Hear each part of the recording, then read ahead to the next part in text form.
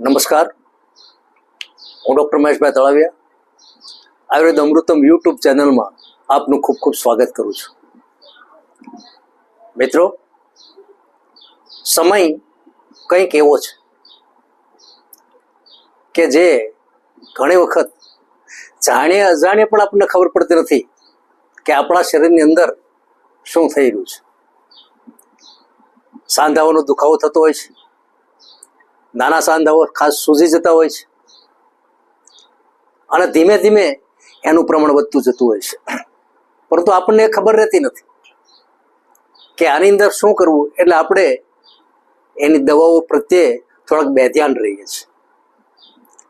મિત્રો, ઘણા બધા દર્દીઓને આ રોગ થતો હોય છે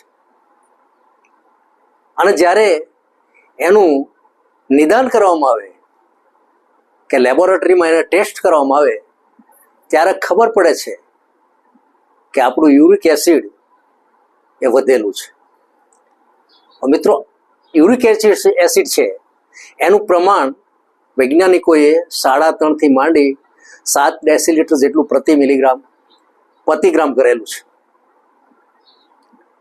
જે આ બ્લડમાં હોય છે અને એનું લેવલ ઘટવું પણ ન જોઈએ અને 6-7 કરતાં વધવું પણ ન જોઈએ.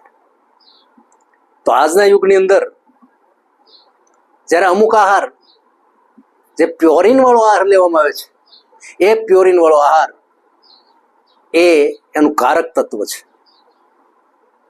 ખાસ કરીને વધારે પડતા કઠોળ, વધારે પડતું આલ્કોહોલ, વધારે પડતું જે તેલી પદાર્થ અને એની સાથે વધારે પડતી ખટાશ જ્યારે શરીરમાં જાય છે ત્યારે ધીમે ધીમે યુરિક એસિડ વધે છે. હવે યુરિક એસિડ ને ઠીક કરવામાં લીવર સારામાં સારું કામ કરે છે. લીવર જે છે એ યુરિક એસિડને એ કંઈક કશે રિલીઝ કરી દે છે, પરંતુ જ્યારે વધારે પ્રમાણમાં યુરિક એસિડ પેદા થતું હોય બ્લડની અંદર ત્યારે લીવર એ એટલું બધું એને રિલીઝ કરી શકતું નથી અને ધીમે ધીમે આપણા સાંધાઓની અંદર જમા થાય છે. સમય જતાં એ જ યુરિક એસિડ એ આર્થરાઇટિસના રૂપમાં પણ ફેલાઈ જાય છે અને ખાસ તો આ યુરિક એસિડ એ નાના સાંધાથી માંડી અને મોટા બધા સાંધાઓને જકડી રાખે છે. ક્યારેક આના એટેક એટલે જે આ યુરિક એસિડનો એટેક સાંધાઓની અંદર આવે છે ત્યારે દર્દી બેચેન થઈ જાય છે, શરીરમાં ઝીણો પડતો તાવ પણ રહે છે અને આને કારણે ઘણી વખત દર્દી હાલી ચાલી પણ શકતો નથી. એની હાઈ લેવલ જ્યારે થઈ જાય છે ત્યારે આ બધી વધારે તકલીફ થાય છે. મિત્રો, આનું લેવલ જાળવી રાખવું બહુ જરૂરી છે. યુરિક એસિડથી ઘણી વખત જાત જાતના રોગ ફેલાય છે અને જો યુરિક એસિડ 3.5 કે 2 કે 1ની આજુબાજુ આવી જાય તો હૃદય સંબંધી પણ તકલીફ થાય છે.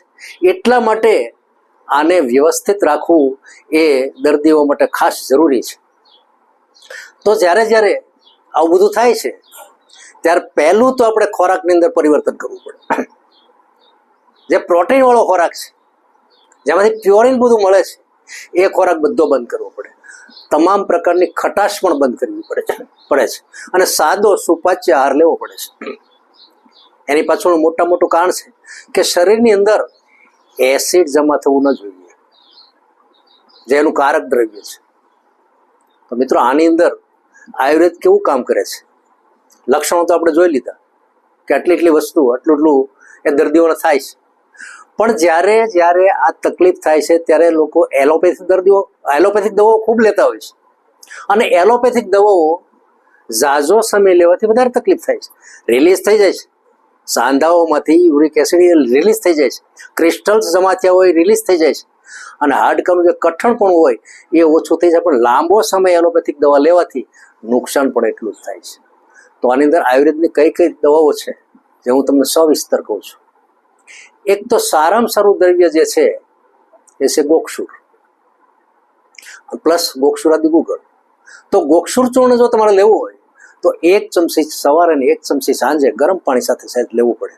ગોક્ષુરાદિ ગુગળ 2 ગોળી સવારે 2 ગોળી સાંજે. એની સાથે ચંદ્રપ્રભાવટી પણ એટલું જ કામ આપે છે, એ પણ 2 ગોળી સવારે અને 2 ગોળી સાંજે લેવાની હોય છે. આ બધા જે દવાઓના ડોઝ છે એ ખરેખર તો આર્થરાઇટિસ માટે પણ છે અને યુરિક એસિડ વધતું હોય ત્યારે તો પુનર્નવાદી ગુગળ પણ એટલું જ કામ આપે છે. પુનર્નવા એટલે સાટોડી, એનામાંથી જે પુનર્નવાથી ગુગળ આખો તૈયાર કરવામાં આવે છે. પુનર્નવા આયુર્વેદના જ્ઞાતાઓ કહે છે, અથવા તો આયુર્વેદ જ્યાંથી ઉત્પન્ન થયું છે ત્યારથી પુનર્નવાની આ રોગ ઉપર શોધ બહુ સરસ થઈ છે. તો પુનર્નવા નવા નવા સેલ બનાવે છે અને રક્તને એકદમ ચોખ્ખું રાખે છે, અને જે પ્યોરિન વધારેનું છે એ પ્યોરિનને દૂર કરે છે. માટે એની અંદર કામ લાગે છે. ખાસ તો એમાં જે સોજો હોય છે એ સોજાને પુનર્નવા દૂર કરે છે. માટે પુનર્નવાદી ગુગળ પણ એટલું જ કામ આપે છે.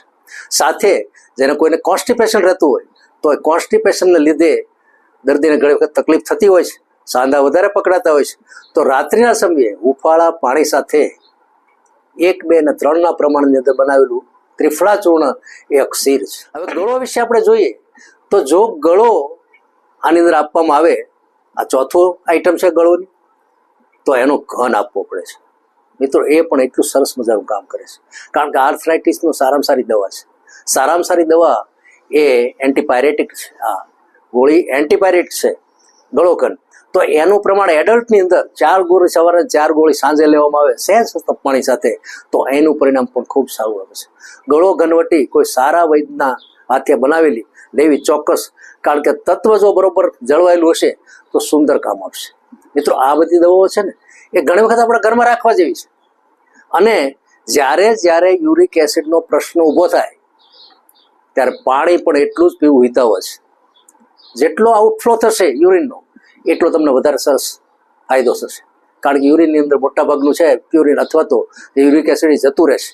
કારણ બ્લડ એ રિઝર્વ કે સાંધાઓમાંથી જે બ્લડમાં જાય છે અને બ્લડમાંથી સીધું યુરિનમાં ગળાઈને જાય છે, એટલે યુરિક એસિડ ધીમે ધીમે નાશ પામે છે. તો મિત્રો આયુર્વેદની દવાઓ છે આ બધી સમજી વિચારી અને ઓછામાં ઓછી 2 થી 3 મહિના લેવી ખાસ જરૂર છે. તો આટલું વિચારી તમને જે અનુકૂળ આવે એ પ્રમાણે લેવી. ઓમ શાંતિ, જય ધન્વંતરી.